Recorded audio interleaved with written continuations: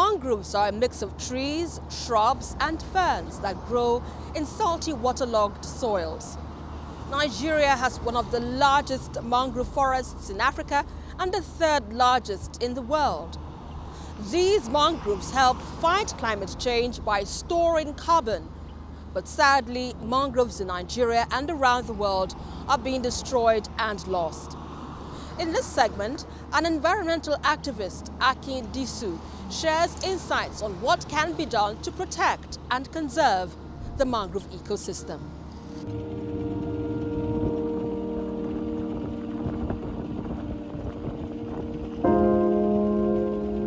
So mangroves are, first of all, and most importantly, they hold the land, they create land. So where you have mangroves, they protect the shores from erosion, first and foremostly. Secondly, mangroves act as nurseries for fish who come in there and they lay their eggs around there, and these eggs grow up into fish, which provides soft capital for the city of Lagos. As we all know, the price of the cost of fish in Lagos, well, this is as a direct result of the destruction of the mangroves of Lekki Lagoon and Epe Lagoon and all those areas. And we are now at risk of losing the rest of the mangroves we have in the western peninsular areas of Lagos State as well. And then we now know that mangroves are the most efficient ways of storing carbon.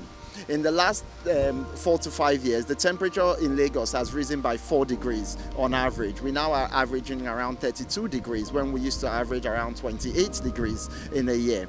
Now, the global limit was 1.5 to 2.5 degrees. So we in Lagos have already surpassed this. And we're a coastal region.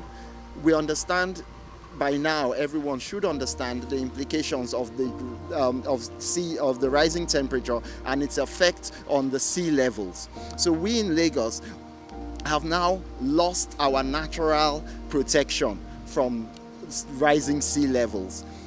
And what we have left is also at risk. Meanwhile, the temperatures are rising, and this being able to sequester carbon is a way of cooling your environment, as well as all the other things that it does. So the mangroves at risk are a great risk that the city is taking.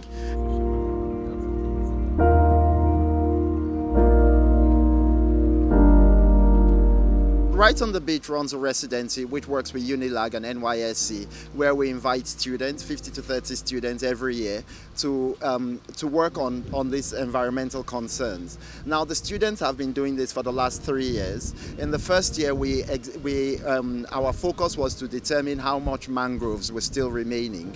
In the second year, it was to determine what utility we can do. And last year, our focus was what are the laws that are available for us to protect these mangroves or to move forward with protection. We need to protect the city because it is at risk now. And so we need to develop the agencies that actually protect the city, because right now, if you look at our environmental laws, these are lacking.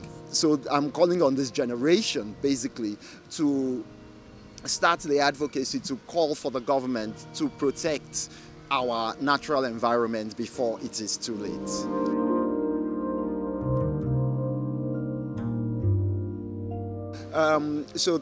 Traditionally we are animists, and if you look at it, you will find out that most mangrove areas are deemed sacred, or they have sacred areas around them.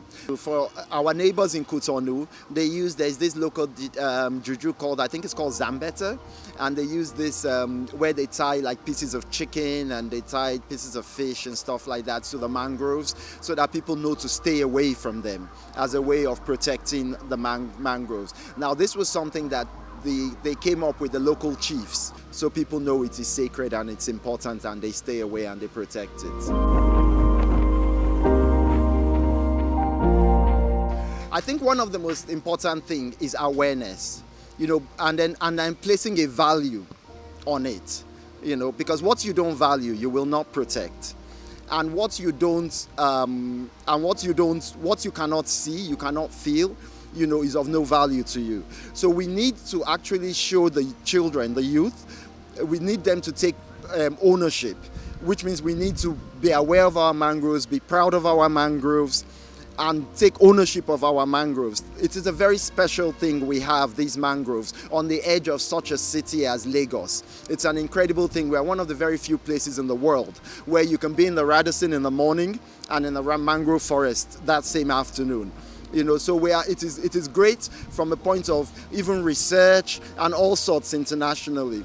And for the generation that is coming, because they are the ones who will be affected by global warming. So it is really important that they get to know about this treasure on their doorstep and take control and ownership over it and protect it for them, for future generations.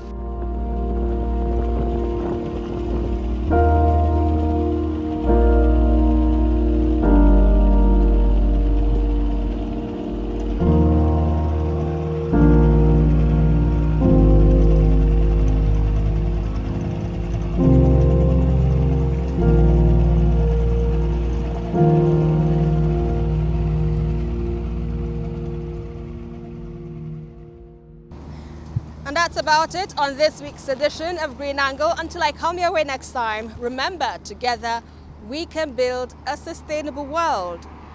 I am Esther Mopariola. Bye for now.